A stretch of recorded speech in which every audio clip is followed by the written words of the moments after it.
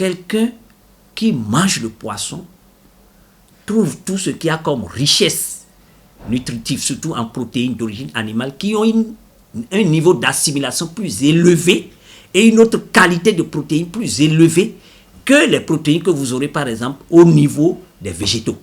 Véritable source de protéines, le poisson se révèle donc indispensable pour l'équilibre alimentaire.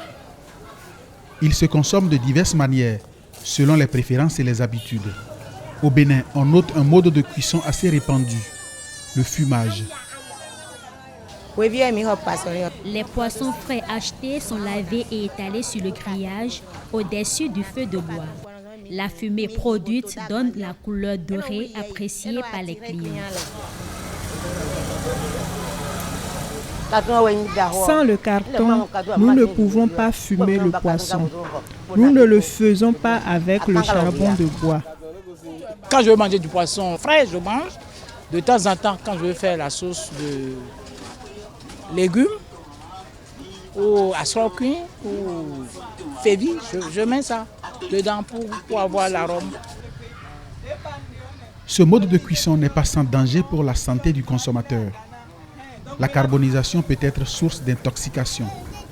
Ça, c'est une mauvaise pratique qu'il faut déconseiller jusqu'au bout. Parce que vous voyez, quand on met le carton, ou bien même je montre le carton à l'image du pétrole. Quand on mettait du pétrole dans l'eau, ça fait une grosse fumée. Ça veut dire que ça n'a pas eu le temps de suivre les étapes que ça doit suivre jusqu'à ce qu'il produise le feu.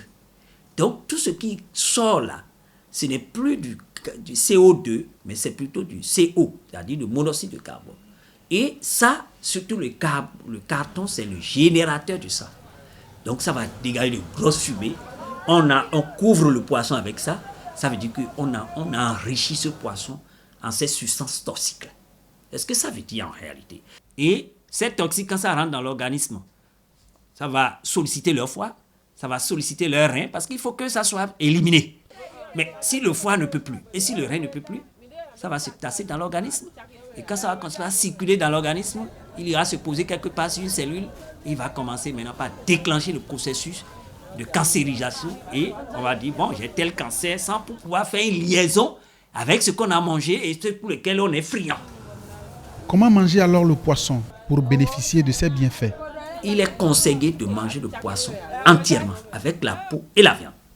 Parce qu'en dessous de la peau, il y a des substances. Et on doit veiller à ce que ça ne soit pas grillé. Et deuxième chose, on va veiller à ce que les fumées majoritaires en monoxyde de carbone, qu'on évitera que ces fumées-là puissent tomber. Donc le feu qu'on doit faire ne sera de feu vraiment feu complet. Les nutritionnistes s'accordent pour décourager la préparation par fumage. Le mode de cuisson devra donc être revu pour bénéficier de tous les apports de cet aliment.